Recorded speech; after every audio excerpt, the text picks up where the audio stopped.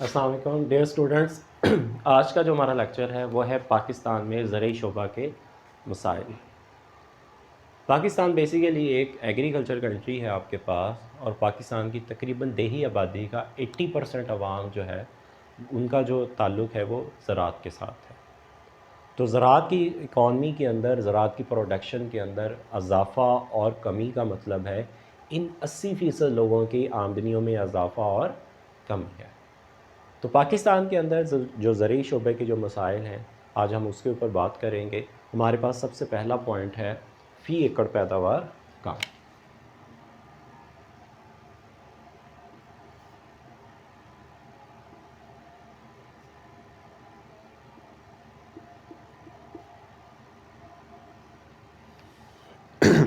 पाकिस्तान के अंदर फ़ी एकड़ पैदावार जो है वो बनिस्बत के जो तरक्की याफ्ता जो ममालिक हैं उनके मुकाबले में बहुत ही कम है।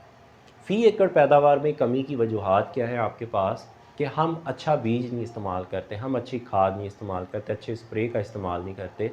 हमारे मुल्क की ज़मीनें जो हैं वो लगातार जब हम काश्तकारी करते हैं तो उस काश्तकारी की वजह से इसकी जो ज़रख़ेज़ी होती है उसके अंदर कमी वाक़या हो जाती है। इन वजूहात की बिना पर हमारे मुल्क की जो फ़ी एकड़ पैदावार है वो कम है। हम जदीद टेक्नोलॉजी का इस्तेमाल नहीं करते, हम अच्छे बीज का इस्तेमाल नहीं करते, हम रिसर्च प्रोडक्ट्स जो होती हैं वो उनका इस्तेमाल नहीं करते। इन सभी वजूहात की बिना पर आपके मुल्क की जो एग्रीकल्चर की जो प्रोडक्शन है वो औसतन अदर जो कंट्रीज़ हैं, जो आपके डेवलप्ड कंट्रीज़ हैं, उनके मुकाबले में कम है आपके पास। उसके बाद है खुराक की किल्लत है।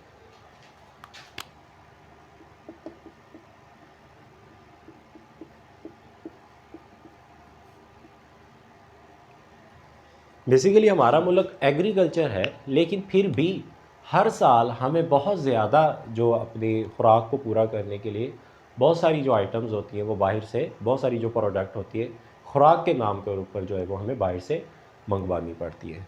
जबकि जो एग्रीकल्चर ममालिक होते हैं वो अपना जो बेसिक नीड्स जो होती हैं उनको, अपनी खुराक को वो पूरा करते हैं, और जो बाकी उनके पास जो बचता है उसको एक्सपोर्ट करते हैं। तो पाकिस्तान के अंदर ये ड्रॉबैक है ही ये कि यहाँ पर आपके पास एग्रीकल्चर की जो प्रोडक्शन है वो कम है, हमारे मुल्क की जो इंपोर्ट है वो ज़्यादा हो जाती है, जबकि हम एग्रीकल्चर की बहुत कम प्रोडक्ट जो होती है उसको बाहर एक्सपोर्ट करते हैं।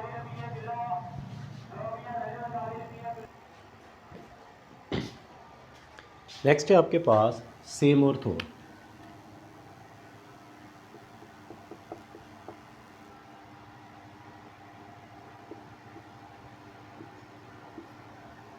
सेम और थोर की वजह से भी आपके मुल्क के अंदर बहुत ज़्यादा जो एग्रीकल्चर का जो एरिया है वो कल्टीवेशंस के लिए काबिल कबूल नहीं होता आपके पास।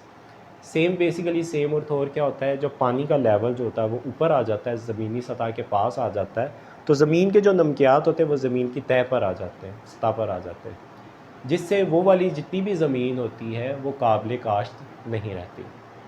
तो पानी के इस लेवल के ऊपर आने की वजह से और ज़मीन के सेम और थोर के होने की वजह से आपकी वहाँ पर जो कल्टीवेशंस होती है वो मुमकिन नहीं हो सकती। तो आपके पाकिस्तान के अंदर बहुत ज़्यादा एरिया ऐसा है जो सेम और थोर की वजह से नाकाबिल काश्त हो चुका है। उसके बाद है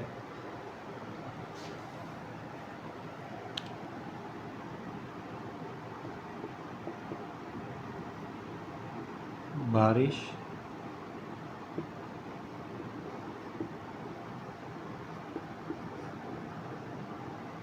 बारिश की नाकाफ़ी सहूलतें। पाकिस्तान के अंदर बहुत ज़्यादा एरिया ऐसा है जहाँ पर हम जो कल्टीवेशंस है वो बारिश के पानी से जो होती है उसको लेते हैं, लेकिन मौसमों के कंटिन्यूस जो है वो रद्दोबदल की वजह से, तब्दीलियों की वजह से अब जो बारिशें होती हैं वो मौसम में बाज़ का चेंज आने की वजह से भी वक्त पर नहीं होती, और आपकी जो कल्टीवेशन होती है, आपकी जो ज़रखेज़ी होती है, आपके ज़मीन की जो जिस वक्त पानी की ज़रूरत होती है बाज़ का तब बारिशें नहीं होती, तो आपकी जो ज़मीनी जो पैदावार है, जो एग्रीकल्चर की जो पैदावार होती है वो आहिस्ता आहिस्ता कम होती चली जा रही है। उसके बाद है नंबर 5 है निज़ाम इराज़ी आपके पास।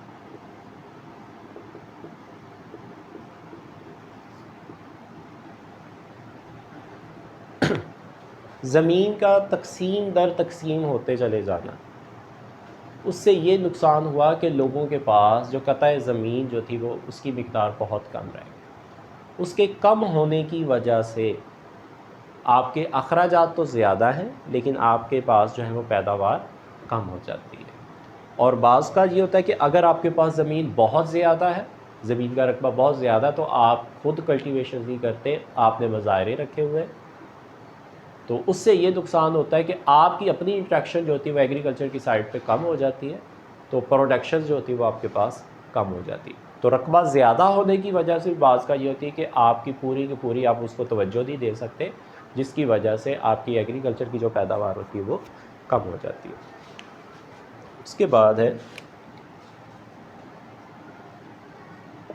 निज़ाम सरमाया। अगर आपके पास सरमाया ज़्यादा हो, अगर अच्छी मशीनरी हो, अच्छा बीज हो, आप अच्छी खाद का इस्तेमाल करें, आपके पास पैसा ज़्यादा हो, आप जदीद मशीनरी का इस्तेमाल करें, आप जदीद टेक्नोलॉजी का इस्तेमाल करें, उससे ये फ़ायदा होगा कि आप अपने एरिया में से, आप अपने रकबे में से जो प्रोडक्शन होगी वो ज़्यादा होगी। लेकिन हमारे यहाँ अक्सर किसान के पास जो होता है वो सरमाया कम होता है। सरमाया कम होने की वजह से उसकी एग्रीकल्चर की जो पैदावार होती है वो कम हो जाती है, क्योंकि वो ना तो अच्छा बीज इस्तेमाल कर सकते हैं और ना ही वो अच्छी खाद और ना ही वो जदीद टेक्नोलॉजी की जो मशीनरी वगैरह जो होती है उनको इस्तेमाल कर सकता है। उसके बाद है खाद, अच्छी खाद का इस्तेमाल।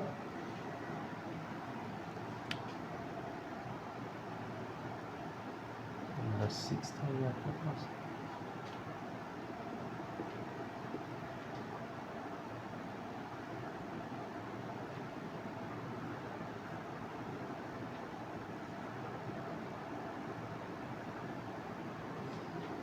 सरमाया कम होने की वजह से, पैसे कम होने की वजह से, आमदन कम होने की वजह से किसान जो होता है वो ना तो अच्छा बीज इस्तेमाल करता है और ना ही वो अच्छी खाद का इस्तेमाल करता है, क्योंकि खाद के इस्तेमाल से आपकी नामियाती जो ज़रूरियात होती है ज़मीन की वो पूरी हो जाती है, जिससे प्रोडक्शन जो होती है वो बढ़ जाती है।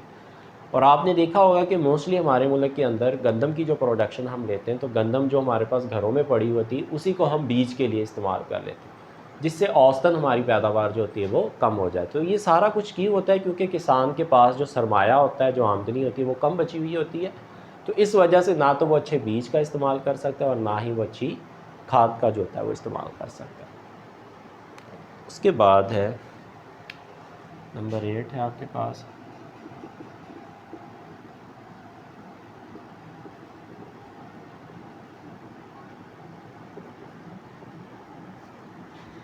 फसलों की बीमारियाँ।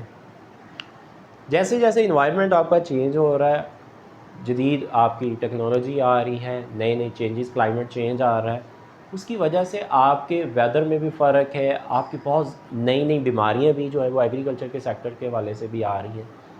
तो उन बीमारियों की वजह से आपकी एग्रीकल्चर की जो पैदावार है वो कम हो रही है। किसान के पास सरमाया, आमदनी कम होने की वजह से वो अच्छी स्प्रे का इस्तेमाल नहीं करता, जिससे उसकी एग्रीकल्चर की बहुत ज़्यादा जो पैदावार होती है वो बाज़ का इन बीमारियों की नज़र हो जाती है। आपने देखा होगा कुछ सालों से आपके मुल्क के अंदर कपास की जो प्रोडक्शन है पहले के मुकाबले में बहुत कम होना शुरू हो गई है।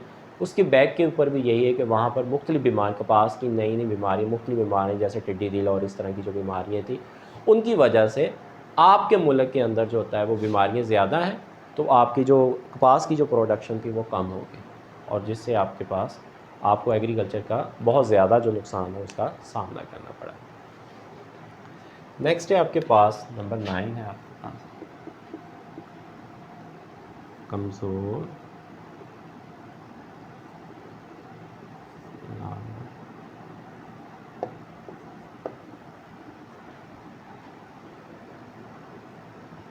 किसान जो कल्टीवेशंस के लिए, ज़मीन को काश्तकारी के लिए जिन जानदारों का इस्तेमाल करते हैं, जिन जानवरों का इस्तेमाल करते हैं, वो कमज़ोर और लागर होते हैं। इस वजह से ना तो वो अच्छे तरीके से काश्तकारी कर सकते हैं, ना आप उनको बेहतर रेट के ऊपर जो है फ़रोख्त कर सकते हैं, और ना ही आप उनको फ़रोख्त करके जो जदीद मशीनरी जो होती है उसको इस्तेमाल में ले आ सकते हैं, या फिर आप उनको हासिल कर सकते हैं, ताकि आप जो होते हैं वो अच्छा बीज और अच्छी खाद जो होती है वो इस्तेमाल कर सकें।